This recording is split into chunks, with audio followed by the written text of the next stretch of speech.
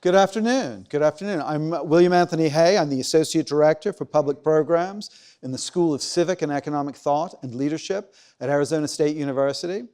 And we're delighted to have you join us today for our event, for our next lecture in the school's Civic Discourse Project. Our theme this year is Sustaining American Political Order in History and Practice. Today we have an historian and biographer of John Hancock to discuss how Hancock brought moderation to a tense political moment in our country's history. Now, the year 2024 begins a sequence of 250th anniversaries of key episodes in the American Revolution. Tensions grew across New England in fall 1774. Indeed, they started building since the Boston Tea Party a year before and the coercive acts the British Parliament had passed in response to the Boston Tea Party. Patriots faced British authorities and took over local government as protest turned into open revolt. Even before the shots fired at Lexington and Concord, colonists had built a new American political order with committees and a Continental Congress. Much later, another Massachusetts figure, John Adams, located, as he put it, the real revolution in a radical change in the principles, opinions, sentiments and affections of the people. That change, Adams describes, and how it occurred will be an important theme for the upcoming commemoration of America 250. So stay tuned for more of that. Now, this is the school's 8th year organizing the Civic Discourse Project for Arizona State University and for the Phoenix community. We are glad to continue our collaboration with Arizona PBS for recording the Civic Discourse Project events. They archive, Arizona PBS archives, all the events on their website. They broadcast episodes in the spring of each year. And you can also explore the video archive of our speaker events and webinars on SCETL's YouTube channel and our ASU website. And that includes all of the lecture and dialogue events in the Civic Discourse Project from 2017 onward. SCETL has worked for 8 years to convene a high-level conversation in the Civic Discourse Project with single speaker, dialogue events, and an annual conference that together encompass a range of views.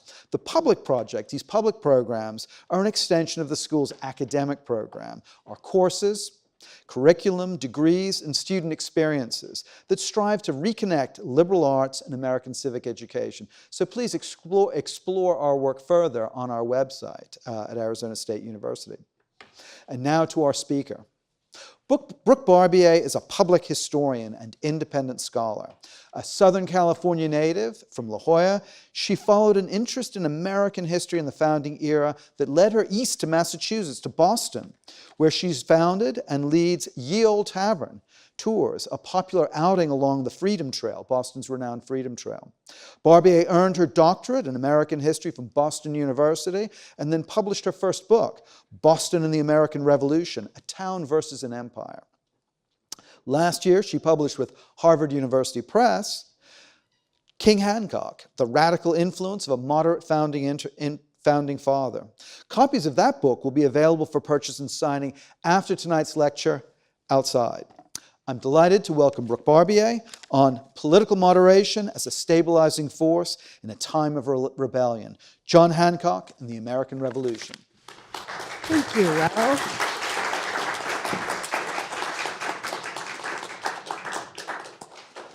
Good afternoon. Thank you, Will, for the introduction and the invitation. I'm so delighted to be here with you all this afternoon. When you think of the American Revolution, you likely think of a single group of united patriots moving together as one unit towards independence, wholly united against the British Crown. That wasn't the reality on the ground, however. The colonists in the 18th century held incredibly diverse political views about the imperial crisis. There were those who opposed the rebellion, of course, and there were those in the middle who didn't like either side.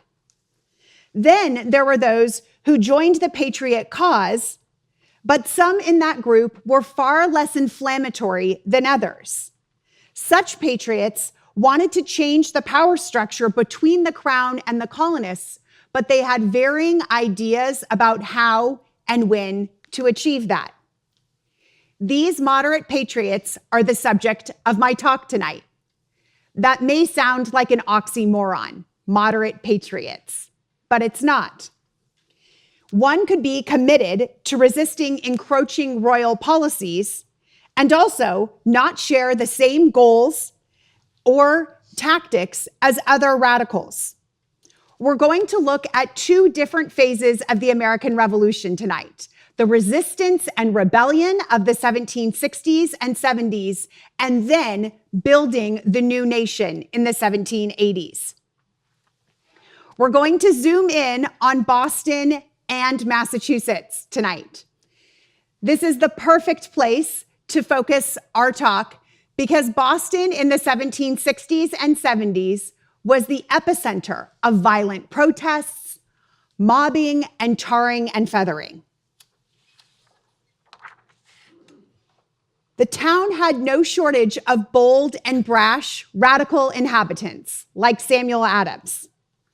They wanted to effect political change. But there were also plenty of more moderate patriots like John Hancock, who, because of his wealth, status, and personality, also had tremendous influence.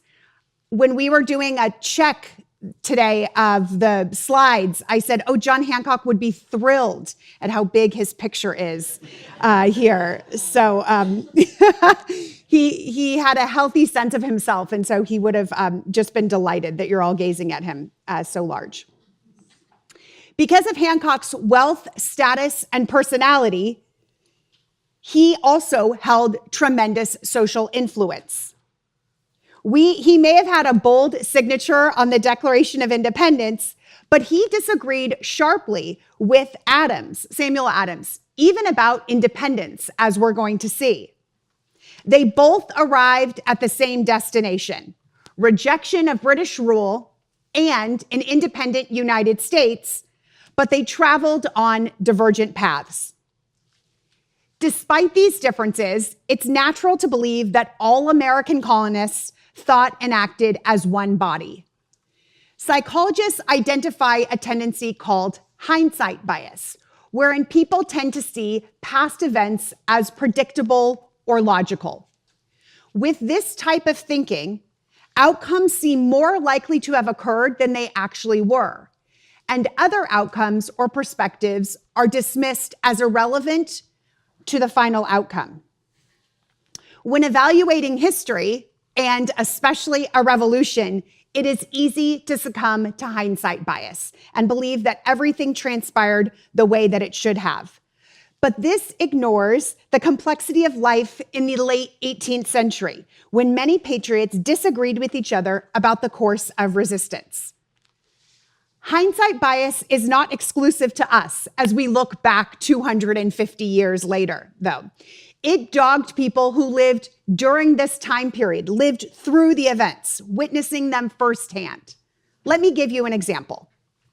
Great Britain's legislative body, called Parliament, passed a Stamp Act in 1765, which put a tax on printed goods, including newspapers and playing cards.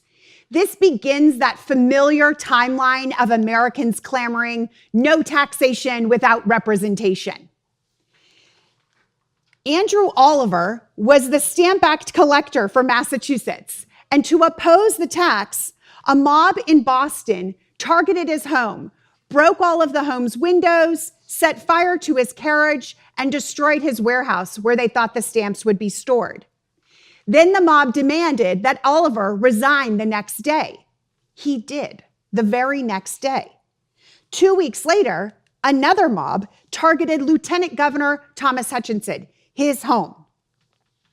Rioters used axes to split open the door of his mansion here, and they spent hours breaking windows, stealing cash and clothing, and drinking all the alcohol stored in his cellar. One observer said that at daybreak, quote, there was scarce anything left but the walls. Because Oliver had resigned in the face of intimidation, other colonies in North America implemented similar tactics against their Stamp Act collectors. A mob in Rhode Island targeted their customs official, which resulted in the closing of their customs house. The Stamp Act collector in New York saw which way the winds were blowing, and he resigned before he could get himself into any trouble. But not every colony had the same resistance. Pennsylvania, for example, the Stamp Act collector there, who was also the collector for Delaware, he had plenty of allies who supported the Stamp Act and his post, and they defended his home for over 3 weeks from what otherwise would have been certain destruction before he eventually stepped down. Georgia had even worse luck with the Stamp Act because that was the only colony who for a short time actually sent out the stamped paper before threats made them pull back the stamped paper, hiding it so that it could never be used again. These various reactions are what makes a comment from a prominent man from Delaware so poignant. Thomas McKean was a signatory of the Declaration of Independence. In 1813, he wrote to a friend in Massachusetts who had also signed the Declaration of Independence, John Adams. And McKean claimed that after the Stamp Act was passed in 1765, quote, the great mass of the people were zealous in the cause of America.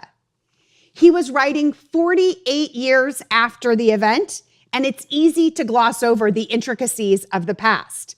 This is his hindsight bias at work, especially natural because the revolution was won and McKean was living in a successful and growing United States. His friend John Adams disagreed with him, though. John Adams said that not all Americans were united at the time. He reminded McKean, for example, of the struggle to get Pennsylvania on board. And he allotted that about 67% of Americans were zealous. He said, quote, upon the whole, if we allow 2/3 of the people to have been with us in the revolution, is not the allowance ample? Adams' allowance of 2/3 is also overly generous, though.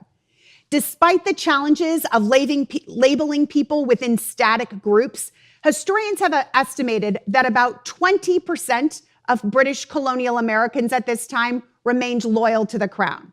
About 40% were rebel patriots, and then the other 40% were indifferent. In other words, they either wavered from one side to the other, they were indecisive, or they just wanted to be left alone. Being on the wrong side at this time was minimally punished with threats from your neighbors and more severely punished with physical harm to your property or body, as both Andrew Oliver and Thomas Hutchinson could attest. But hindsight bias had caused Adams to think that 2/3 of the nation was with him, which also somewhat inaccurately paints the Patriots with an unfair broad brush. John Adams ended up on the same side as the moderate John Hancock, but they could not be considered allies. They would not have considered each other allies. Even when someone was avowedly a patriot, as John Hancock was, he still didn't want the same results or to use the same tactics as the cousins John and Samuel Adams.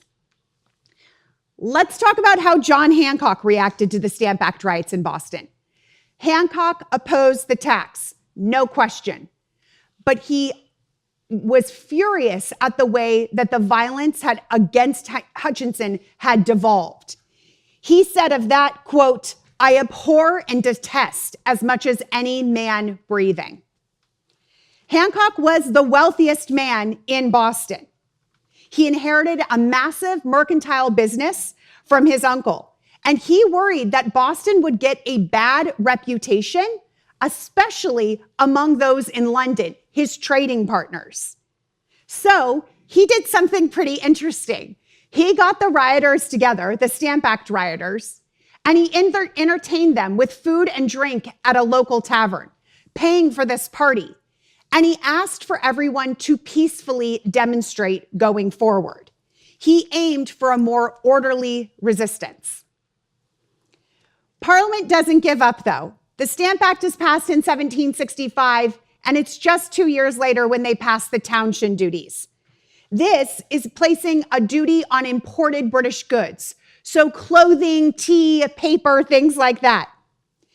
To enforce these taxes and reduce smuggling, the Crown set up a new customs board in Boston. If the tax was bad, the customs officials were worse. They earnestly patrolled Boston Harbor, eager to stop and search any vessel they thought might be smuggling, and there would be no bigger prize to get than the popular and smuggling John Hancock.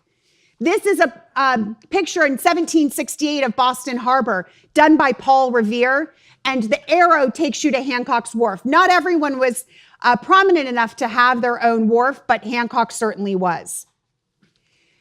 Trumped up smuggling charges against Hancock come up in 1768. Customs officials believed that he had smuggled in a boatload full of wine. Townspeople gathered at the wharves when they heard that Hancock's ship would be seized from his wharf. The townspeople warned the customs officials that they shall not seize Hancock's ship unless they want to be chucked into the harbor. The customs officials were undeterred. They seized Hancock's ship, which was called Liberty. That's a little more than a little ironic. They branded the main mast with the King's mark and hauled Liberty away from Hancock's wharf. The townspeople erupted. They assaulted the two customs officials who had seized Liberty. The son of one of those customs officials was also overrun. He was dragged by the hair through the streets of Boston as people hit him with sticks and threw dirt on him. Then this group of men, now numbering between 500 and 1,000 men, did something extraordinary. They dragged a sailboat built by one of these customs officials out of Boston Harbor. They hauled it through the streets of Boston up to Boston Common, Boston's public park, where they set the boat on fire. Here's Boston Common. This is Boston Common. You can still visit this public park today, and it looks much the same. What's not there anymore is Hancock's mansion at the top of Beacon Hill. So this blaze, this boat on fire, was happening within steps of Hancock's mansion. This was all a stunning display to defend Hancock's right to smuggle wine. Despite the violent mob in support of Hancock, though, Hancock was not nearly as troubled by the politics of it all. His top concern at this time was making profits, not opposing taxes. And as long as the British held on to his ship Liberty, he couldn't use it and could transact no business with it. His politics were not radical enough to want to stop doing business with London forever. He was a businessman who employed hundreds of men in Boston, and he was eager to get back to work. He struck a deal with customs officials. He said that he would agree to stand charges if they chose to charge him with smuggling, if they returned his ship. The deal was done. Other patriots in Boston, more radical patriots, including Samuel Adams and the firebrand lawyer James Otis, don't let his cherubic little face fool you. This guy is a tough radical here. They were furious when they heard about Hancock's agreement. Late that night, they went to Hancock's mansion and told him he made a bad deal. With no commercial interests, Adams and Otis inside Hancock's home had little empathy for someone with more to lose. Other Bostonians also arrived to Hancock's mansion and explained that Hancock simply could not legitimize British taxes and policies by agreeing to this deal.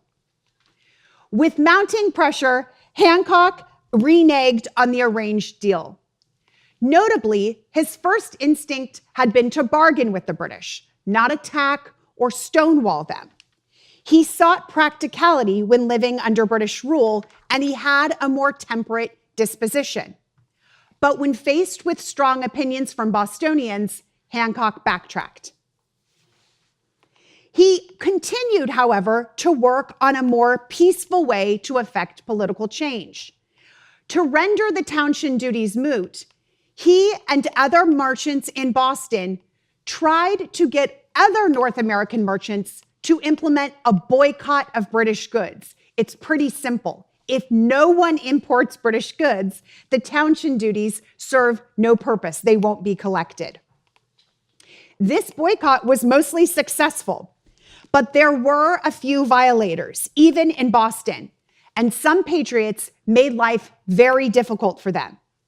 Samuel Adams and other radicals, for example, visited the homes of those importers and threatened and intimidated them. Hancock did not make those house visits, finding them too heavy-handed or unnecessary. One of those importers targeted was a man named Theophilus Lilly. It's a marvelous name. Samuel Adams and his allies called Theophilus Lilly an enemy of the people. We don't have a picture of Theophilus Lilly, but we do have sort of a caricature of him. So this carving depicts a protest in front of Theophilus Lilly's shop in Boston's North End. And this, and I actually have a little red, here he is. So there was a paper mache head, large head of Theophilus Lilly that was put on a stick that was carried in front of his store along with everyone, making it very difficult for anyone to get inside Lilly's store to buy goods. You also see here that it says T. Lilly, importer. That's not his own sign. That's the way that some patriots viewed him. Lilly criticized such tactics by the patriots in a newspaper article, claiming that he had broken no law by boycotting. After all, it wasn't illegal, but he said he still was harassed and threatened. Lilly pointed out the hypocrisy of town leaders, crying for liberty, but only having one idea of freedom, theirs. Here's what he said. It always seems strange to me that people who contend so much for civil and religious liberty should be so ready to deprive others of their natural liberty. In some ways, Hancock would agree.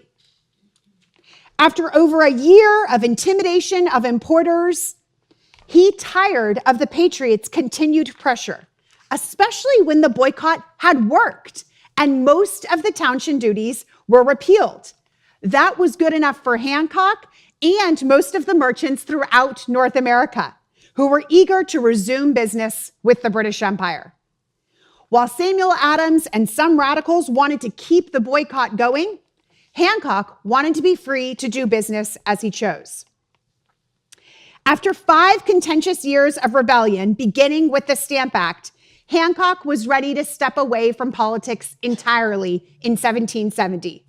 This might sound shocking, as we know it today as being right in the middle of the American Revolution, with plenty more tumultuous events to come in just a few years. But of course, Hancock and the Patriots didn't know what was coming next. Hancock felt he had done his part with boycotting the townshend duties and believed any real threats to colonial authority had abated. Thomas Hutchinson, you remember him? He's the guy who had his house destroyed in the Stamp Act riots. He's now governor of Massachusetts, and he'd heard that Hancock was not only stepping away from politics, but stepping specifically away from the politics of Samuel Adams. He said, quote, that Hancock, quote, had been firmly attached to Mr. Adams, and then all friendship between them was suddenly at an end.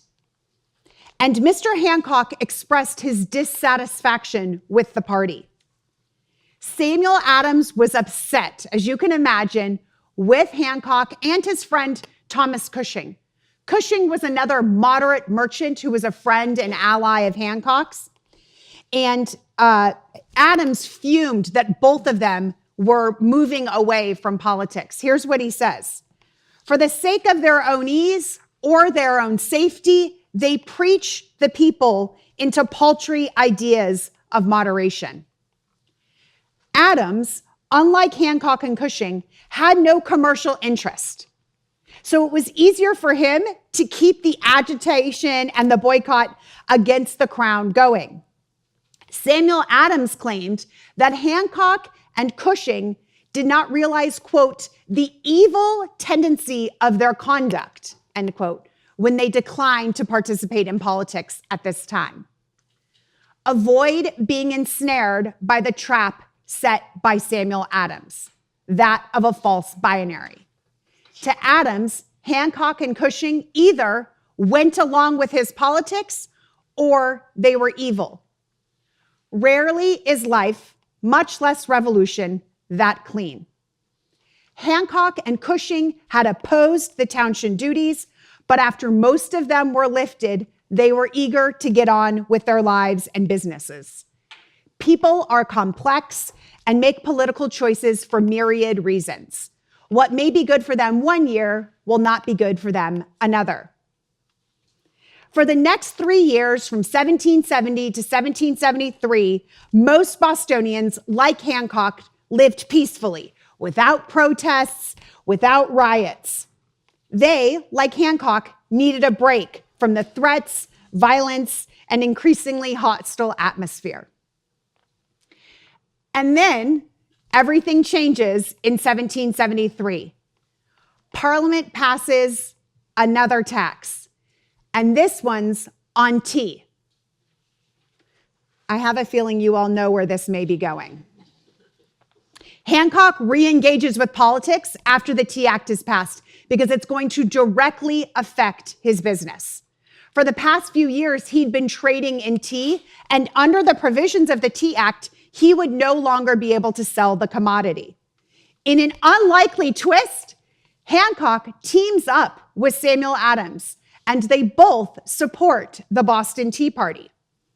These two patriots, who over the previous 8 years had differed greatly on how to proceed against taxes, both gave rallying speeches moments before the crowd went down to the harbor to dump the tea in. Here, Hancock was on the more radical side, while other patriots had a tempered and even disappointed reaction. Some people in Massachusetts even felt that the tactics of the Boston Tea Party were too extreme. Leaders in other colonies also feared mob rule, not agreeing with the Boston Tea Party. There was a merchant from Boston called John Rowe, who was really usually right in the middle, sometimes conservative, sometimes on the Patriot side. He called the Tea Party a, quote, disastrous affair, and said, quote, I am sincerely sorry for the event. He and other merchants favored paying restitution for the cost of the tea destroyed that night during the Boston Tea Party. Two men who Americans today would consider ardent patriots, the most patriot bona fides of all, also disagreed with the tactics of the Boston Tea Party. Benjamin Franklin wrote from London and urged Bostonians to pay back the cost of the tea to London, the tea destroyed. George Washington wrote to a friend, quote, the cause of Boston now is and ever will be considered as the cause of America. But importantly, he noted, not that we approve their conduct in destroying the tea. Washington's claim that the cause of America, what he's referring to here, is not the Boston Tea Party, and it's not the Tea Act. It was Parliament's shocking response to the Boston Tea Party that made the cause of Boston now the cause of America. These were a series of laws that Will mentioned earlier called the Coercive Acts. They were passed in 1774, and they were harsh and overreaching. The Boston Port Bill, for example, shut down Boston Harbor until the value of the tea destroyed was paid back. Boston is a maritime economy and society, and it cripples them immediately. The Massachusetts Government Act fundamentally changed the way that government could take place in Massachusetts. Local government could no longer exist, and now council members were not directly elected, but appointed by the House of Representatives instead. Nothing did more to unite the colonists across North America than these coercive acts. Not the Stamp Act, not the Townshend duties, not the Boston Massacre. Colonists were surprised by the severity of the laws because they punished all of Massachusetts for the actions of the 150 men who threw tea into the harbor. The coercive acts became difficult even for those who remained loyal to the crown throughout the conflict to justify. Britons throughout the British Empire, and I'm not just talking in North America, but throughout the British Empire, grew more concerned about tyranny and arbitrary power. Massachusetts got a new governor when they got the coercive acts. This is the general of the British forces in North America, Thomas Gage. Here's how he describes the coercive acts. Nobody here or at home being London, nobody here or at home could have conceived that the acts made for the Massachusetts Bay could have created such a ferment throughout the continent and united the whole in one common cause. Banding together as never before, colonies chipped in and sent food and resources to the help afflicted Bostonians. They couldn't go through the harbor, though. They either arrived by land or through Salem, a northern port, before arriving to Boston. Virginia also recommended that the colonies get together for an intercolonial Congress. The First Continental Congress met in Philadelphia in Carpenter's Hall in September and October 1774. 250 years ago this month. It's really exciting. The First Continental Congress met. It brought together delegates from 12 colonies. Georgia sat it out and included George Washington, John Adams, John Jay, and Patrick Henry. The delegates hoped to moderate the passions of Massachusetts and its rebellious capital of Boston. By the end of the meeting, though, they'd done the opposite. They sanctioned a new government in Massachusetts, one that was wholly outside the bounds of Crown authority, and they authorized a colony-wide boycott that would be policed by the people. Ordinary Americans were the ones that had prompted this change to Congress. They applied pressure to their delegates who had mostly wanted a more moderate approach. But don't think that the Boston Tea Party and these ordinary Americans putting pressure on the delegates led to no more moderation.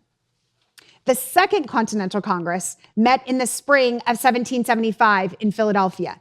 This time they met at Independence Hall. There were some notable newcomers who had not attended the first Congress, but were there for the second. Benjamin Franklin, Thomas Jefferson, and John Hancock. John Hancock was selected Congress's president. This is a painting of the Second Continental Congress. It's of the inside of Independence Hall. You can see where Hancock is at the front of the room, and then all the delegates sat in chairs facing the front of the room. What's so special is you can go to this very room today in Independence Hall.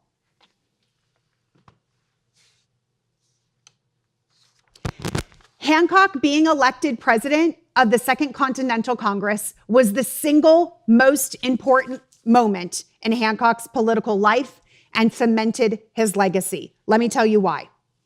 First, we got to know why he became president. Hancock's wealth, his massive fortune, assuaged other conservatives who also were interested in protecting their wealth. But the fact that he came from Boston and had a reputation for rebelling against British policies, notably with his support for the Boston Tea Party, assuaged the more defiant delegates' concerns. So in that way, he had safe credentials because he kind of split both sides. Many delegates to the Second Continental Congress, led by John Dickinson of Pennsylvania, wanted to make peace with the crown. That was their primary goal of the Second Continental Congress. They wanted to make peace even after the king's troops had fired on colonists in Lexington and Concord, Massachusetts in April 1775. Those were the two battles fought that same day that began the Revolutionary War. Even after those troops killed colonists, Dickinson and other conservatives in Congress wanted to reconcile with the king. They passed a document known as the Olive Branch Petition, which pledged their loyalty to the king and sought a more conciliatory approach. Radicals like John and Samuel Adams, also delegates to the Congress, had a far different idea, much more drastic: declare independence. There were 5 delegates from Massachusetts at the Second Continental Congress. John and Samuel Adams were the only ones ready to declare independence. Hancock, Thomas Cushing, and Robert Treat Paine, the other 3, were reluctant to declare independence.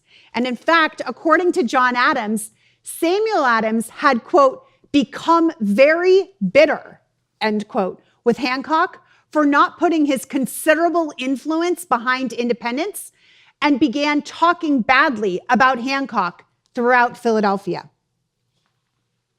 The Adams cousins ousted Thomas Cushing as part of the Massachusetts delegation and replaced him with the more radical Elbridge Gerry, a man who supported independence. Hancock was too unpopular to unseat, however, and he remained as president. For his part, Hancock had decades of proof that being a part of the British Empire was financially lucrative. He had traveled to London the decade before, which deepened his overseas friendships and business connections. Hancock and other affluent men like him had many incentives to continue to work with the British Empire, especially when there was no certainty that independence would protect their significant means. The Adams cousins, in sharp contrast, had far less at stake. Rupturing with Great Britain would cost them little. Even if it seems like a no-brainer today, when we look back to 1776, declaring independence was a very uncertain step and only taken with much time and deliberation. And after King George III ignored that olive branch petition. There were many delegates who wanted to reconcile, but who eventually came around to independence, and that includes John Hancock. It's worth mentioning that it was Hancock's name, and only Hancock's name, that authorized the Declaration of Independence. As president of the Second Continental Congress, he was the only person who needed to authorize it. This is the Dunlap broadside, the printed broadside of the Declaration of Independence that got printed immediately after and distributed nationwide and abroad. You'll see Hancock's name where the arrow is, and then you may see here Charles Thompson's name at the bottom. He was secretary of the Second Continental Congress, and so he was affixing his name, attesting that it was John Hancock who'd authorized it. The Adams cousins and other radicals' names did not appear on the Declaration of Independence that was distributed. It was only Hancock's. The copy of the Declaration of Independence that we think of with the 56 signatures on it, that wasn't begun to be signed until a month later, and it wasn't seen by the public for 40 years after the fact.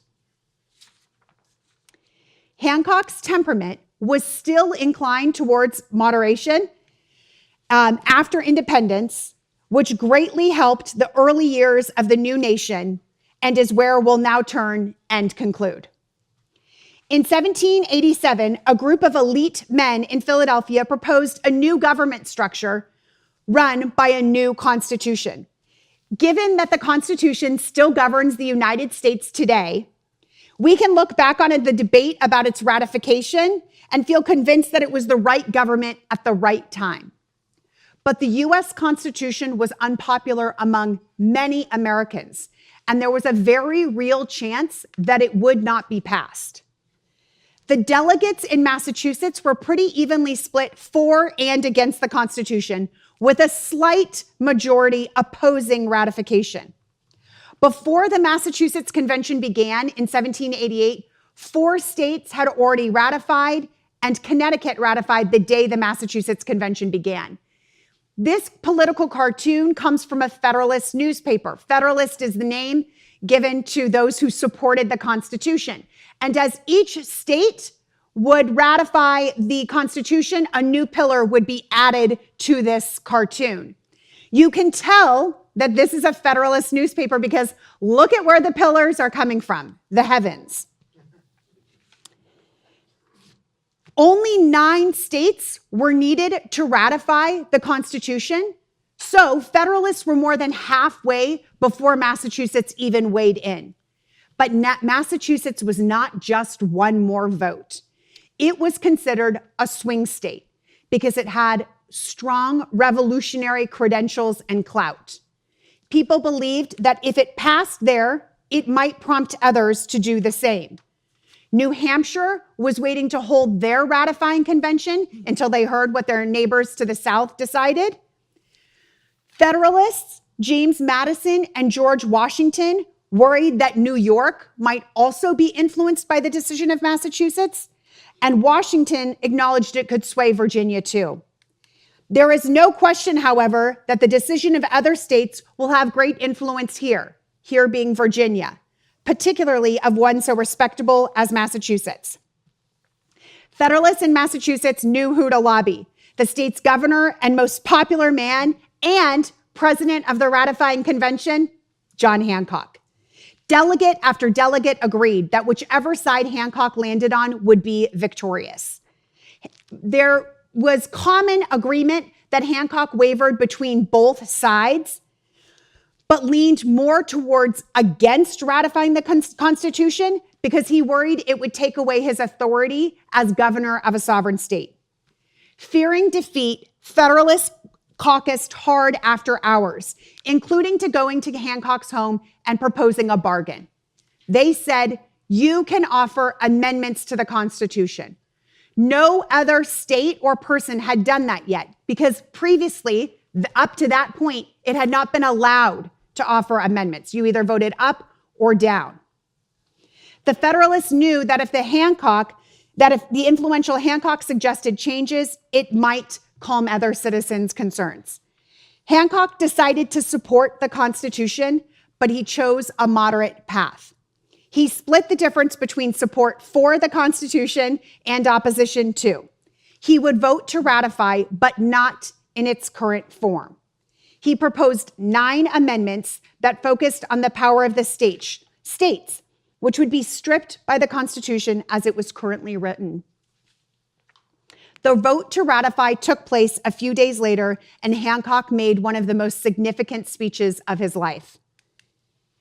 He said, "There can be no triumph on one side or chagrin on the other. If Federalists won, they need to recognize that about half the state," he urged, "didn't want the Constitution, and we should sincerely lament the want of unanimity and strenuously endeavor to cultivate a spirit of conciliation." Throughout the American Revolution, Hancock had excelled at bringing people together. He could genuinely offer such sentiments for unity because he could see merits on both sides. Even a staunch detractor of Hancock called Elbridge Gerry supported Hancock, saying he chose, quote, he chose a fortunate middle path between the violence of opposing factions. To soften divisions, Hancock relied on his reputation as a moderate and the social influence he'd earned over the past 25 years. "We must all rise or fall together," Hancock said. With that, the vote began, and Massachusetts very narrowly approved the Constitution. After Hancock suggested amendments, every state thereafter that ratified also suggested amendments. This led to over 100 amendments being sent to Congress and being filtered out to the 10 Bill of Rights that we know today. These are our most cherished rights as Americans, and they were not proposed by the framers of the Constitution, but by those who had concerns about the Constitution. In Washington, D.C. today, there is a rotunda in the National Archives housing what they call the Charters of Freedom, the seminal documents to America's founding. The Declaration of Independence is on the left, the display case in the center is the Constitution, and on the right is the Bill of Rights. It was moderates like Hancock who influenced their passage and thus helped ensure the early success of the nascent United States. Being more temperate did not mean John Hancock was not a patriot or that he had no influence. It was the opposite. He had power precisely because he was thoughtful and measured. Thank you.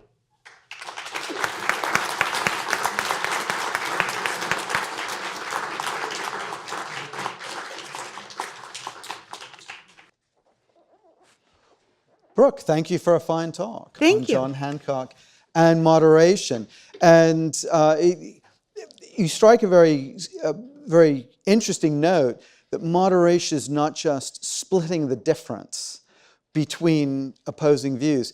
One theme that you mentioned that I'd like to pick up before we turn to questions is John Hancock's trip to London. That, like many Americans, many colonists, Hancock visited the metropole, the imperial capital. He went to London. And this is a period where in what was called the British Atlantic world, the American mainland colonies, along with the Caribbean colonies, there's all of these ties, not just with each other, but back to Britain, and particularly to London, which was the center of social and economic and cultural life, as well as the center of government. Hancock was there at the death of George II. What did Hancock take from that experience? Hancock, I think, really loved being in London. He was lonely, as he was a man who craved personal connection throughout his life, and he lacked that in London. But what he gained was when George II died, he was so sad because all the theaters shut down and the shops were required to close and he could have no fun, basically. But what he learned when he saw George III come through, he didn't see the coronation, but he saw pomp and circumstance. And I didn't talk about it in the talk tonight, but this was one way that Hancock gained so much influence. He was so good at understanding, looking the part of a leader and playing the part of a leader. So in London, he learned some of those formalities that didn't exist in the colonies, and he arguably brings them back with him. So that's a way to conciliate and to establish a reputation, to bring people together. And he was one of the great power brokers, or the political brokers, yes, of Boston in the 1760s and into the 1770s. And he also spent a lot of money in London. He wrote to his uncle and said, "Money somewhere or other goes very fast."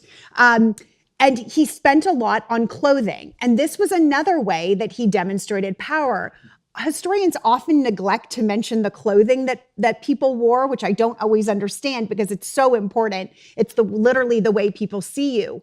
And Hancock understood this better than anyone, that the clothes can make the man. And so he learns these ways of projecting power, these soft tools of power in London. So it's the skills of leadership and also the skills of sociability. Yes. And sociability turns us to questions. And now I would like to open us up to our audience. And it is your chance to offer questions. If you have a question, please come up to the microphone and ask. I'm concerned about the word moderation, in that it implies there's something there. But if you look historically, it's either one side or the other is going to win. How you get there may be greased with nice guys like Hancock, but basically it all boils down to one side is going to win and one side is going to lose in this terrifying sense. That's our problem these days. Everyone wants to be moderate, but historically, it doesn't work. One side or the other is going to win. As I recall Lincoln, a house divided against itself cannot stand. And then he goes on, it's going to be one or the other. So when we translate this moderation model to the current day, I don't see how moderate can win. That is, dominate the extremes. We dream of it, we want it that way. I don't see it happening. I think I'm through.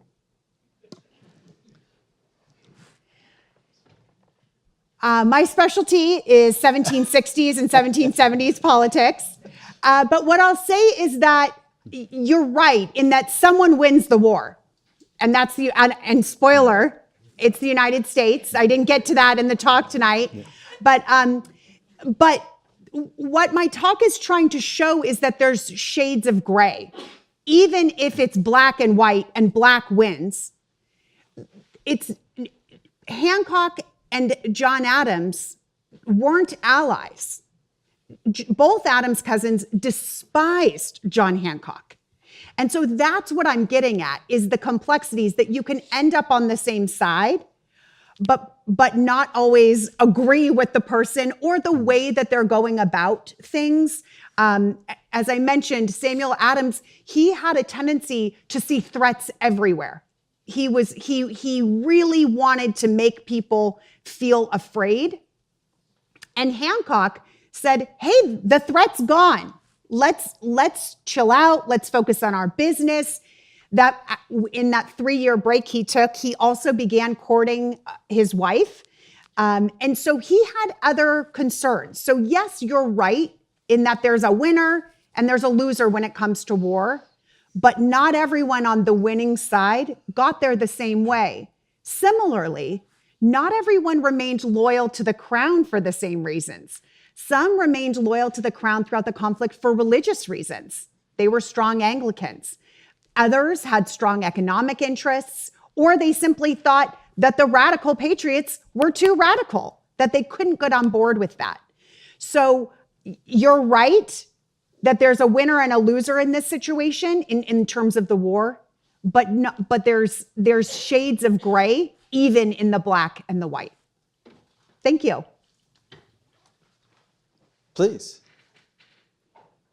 Yeah, so I kind of question sort of related to that in terms of, so when they were ratifying the Constitution, of course, you had the Federalists who are the ones proposing it, right? On the other side, you had like the Anti-Federalists who were, you mentioned a little bit about this, how the amendments were being proposed. So really, it's also, wouldn't you say kind of a synthesis of both those ideas coming together that got us what we ended up with? Well, that's exactly, thank you for the question. And that's exactly right, is that if you didn't have people who opposed the Constitution or who had major concerns about it, you wouldn't have had the Bill of Rights when you did. That's exactly right. So and we, like I said, it's this hindsight bias that we tend to think of the Constitution as, of course it would have been ratified because it still is our governing structure today. But there were but at least in Massachusetts, it was a 50-50 concern. And when I say narrowly passed, I mean it was passed by 5% of the votes. So there were other people who influenced. The point you make, Brooke, about hindsight bias, I think that's very, very important because we assume that what happened had to happen. Yes. And we don't realize that we today look back. History is read back, but life is lived forward. And so after the Boston Tea Party, perhaps Franklin's position, pay back the damage of the tea, might have been the accepted position and might have happened. That indeed the goal of the coercive acts to compel Massachusetts to submit, that might have happened. So the people at the time didn't know. They hadn't seen the script. That's right. Yeah, that's right. And that's why I think, that's why I began with that story about Thomas McKean out of Delaware, because even he is succumbing to hindsight bias and he lived through it. And he said, oh, we were all, after the Stamp Act passed, We were all marching together, zealous in the cause. And John Adams says, no, we weren't. And then he even overestimates. Of how many, of the degree of support in the Yes. colonies Yes. for all of this. So that point gets us back to an opening question.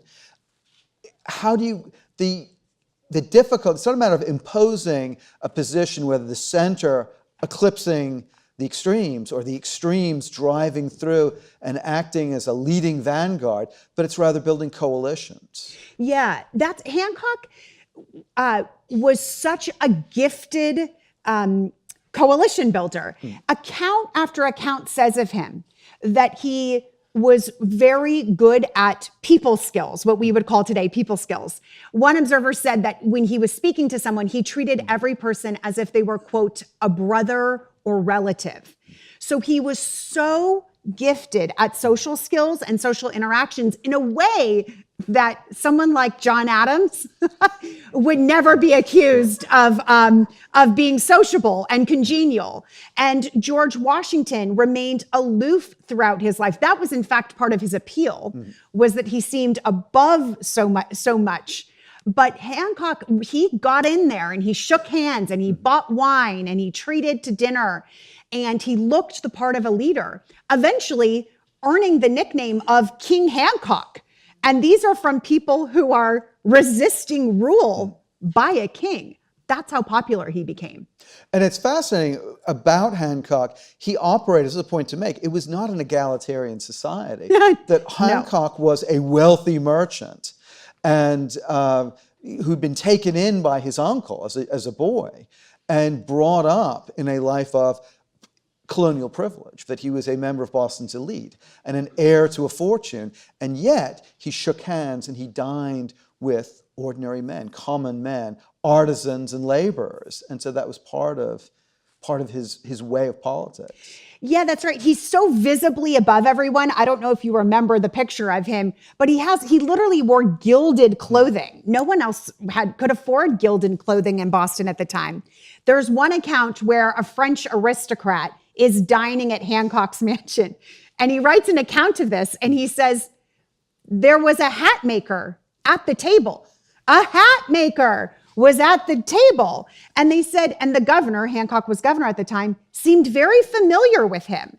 The French aristocrat was shocked that Hancock would not only know a hat maker, and I strongly believe it's this man, Nathaniel Balch, who was a friend of his in the later decades of Hancock's life. But I loved the surprise that the French aristocrat showed. And it in some ways shows that American spirit, even though it's not egalitarian, Hancock wasn't afraid to have someone at his table who was so many social classes below him. And there was a phrase in the English-speaking world in the 18th century, the word condescending. Yes! Yeah. That condescension today, if I'm condescending to you, that's insulting. But for a great merchant or a nobleman to condescend, that was quite gracious. That was a kind gesture. Yes. And many elites, that's exactly right. They would condescend on election day. You can imagine why. But Hancock condescended all the time. That was really his way around Boston. And I can't underscore enough, treating to food and alcohol and making himself available to people at parties, at taverns, things like that. And the episode you bring up, Brooke, about the visit of the French nobleman, this was during the Comte d'Estaing's arrival in Boston. After the French entered the Revolutionary War and sided with the Americans, sided with the colonists, a French fleet had come across, had engaged the British, battle disrupted by a storm, and the fleet comes to Boston. But there was a considerable